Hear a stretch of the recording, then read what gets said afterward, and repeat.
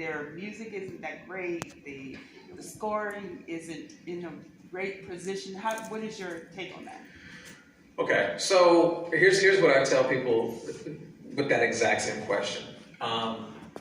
When you get a film and you don't have $50,000 or whatever the budget is to do your music for your film, you should find those relationships. I'm sure you know someone that's great in music that has a vested interest to work on it, and maybe you cut a deal with that person. Maybe it's a deal that when the film sells, whatever, you can work with someone on a smaller level. And I've actually paired a lot of people up with filmmakers before, where you get people, TSU, who are looking to do their first film. Those are the moments that magic really starts. I mean, every writing, composing partnership or of, or filmmaker composing partnership started off with some tiny film that nobody made money on. But they cultivated that relationship and they worked project after project after the projects became to get bigger and bigger and bigger. But I always tell filmmakers like yourself, there's always someone out there hungry to want to prove what they can do, who won't want the world to do it, who won't want $1 million to do it, there's people out there that want to just get a shot. And if you're going to give them a shot with the film that you've done, that's all they're looking for. And I was doing this, I was like, he'll answer call, a question that's for true. you. Call like Paul said. You call people like, I just did something that it was just an actor from the film on Mahalia. Yeah. And he had just called and said, like, hey, I got this thing, and I'm a big person. I work with everybody. I don't kind of care. But I worked with him, and it was not the budget for this. I mean, it was not love, but it was like, I wanted to help, and it's just like, hey, you'd be surprised that like the people that you're looking up to or whatever, like they'll do something like a favor or something like that because they may see something in you, and like, well, hey, if you can just do this where this expense doesn't fall on me, then I'll do your film, and then your music is instantly 100 times better. Okay, well, we have to wrap. I just got the sign too. So thank you guys. I told you guys this is great, but that's why we have this festival.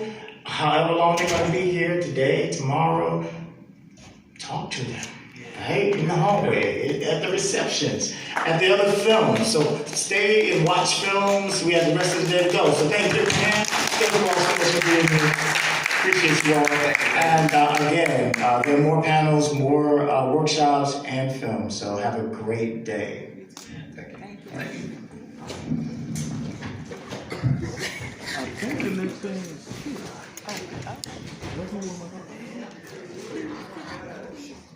we are at the Looby Library, that's Looby in Nashville, Tennessee, at the International Black Film Festival, September 2022. This is Friday. I'm not sure of the date. And we are about to talk to Jay Nicole. I talked to her this morning at breakfast. We had, the filmmakers had breakfast at Monell's. Jay Nicole is the woman here in the red vest, and she's talking with someone else right now. But I will introduce her a little more whenever we start talking to her.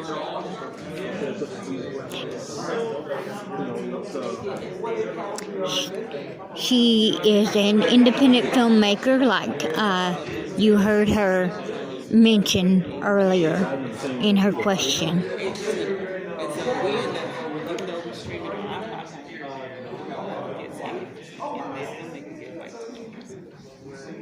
It'll be just a minute. Exactly. That's why, even with the distribution company, it's a lot.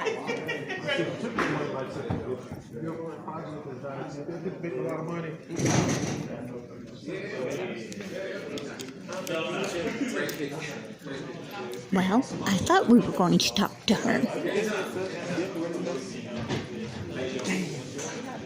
I I just went to the panel for the film festival where they were supposed to be Maestro. He arranged with this movie I'm going to be helping basically facilitate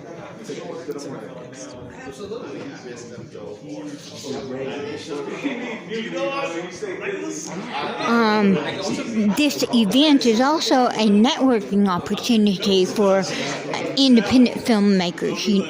The panel just discussed how to get started and how to accomplish projects.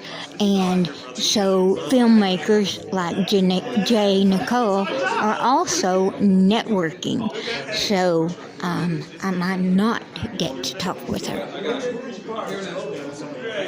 Oh, I know. He meant like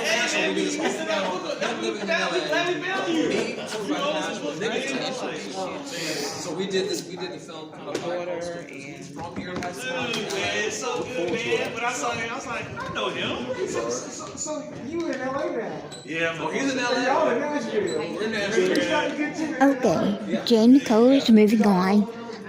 So I wanted to show you a plaque here in front of the library. Can I get you on tape? No. Okay. What were you saying about somebody coming over on a banana boat? Was that the man here The on the name plaque? Z. Alexander Luby. He was a civil rights lawyer. Oh, and he came Here it over is. on a banana boat? He's from Barbados or Jamaica somewhere. Thank you. When he came over on a banana boat, he went to law school, went to college and law school, and became a prominent civil rights lawyer. He was up there with Thank you. Thurgood Marshall. Thank you. Okay, I'm about to show you a plaque about a man who was a very prominent civil rights lawyer. He came over on a banana boat, I think from Barbados. That's what Thomas was saying. He did not want to be on camera. Anyway, he went to law school and became a lawyer, civil rights lawyer. And I hope you can see this. I really can't see what is on the screen. Yes, we're getting it, and I'll try to read it in a moment, but you won't be able to see it at the same time, I don't think. Zephaniah Alexander Luby. So this is the Luby Library, named after him, 1899 to 1972. Z. Alexander Luby, attorney, statewide civil rights leader, and a founder of the Kent College of Law, Nashville's first law school for blacks since the 1890s, is credited with desegregating the city's airport dining room and public golf courses. In 1951, he and Robert E. Lillard were the first blacks elected to the city council since 1911. A member of the Metro Charter Commission, Luby retired in 1971 after having served under both forms of government. And for some of the people who might watch this video, they may have started reading or listening for a different reason. But civil rights and segregation was a very big issue, and it still is an issue.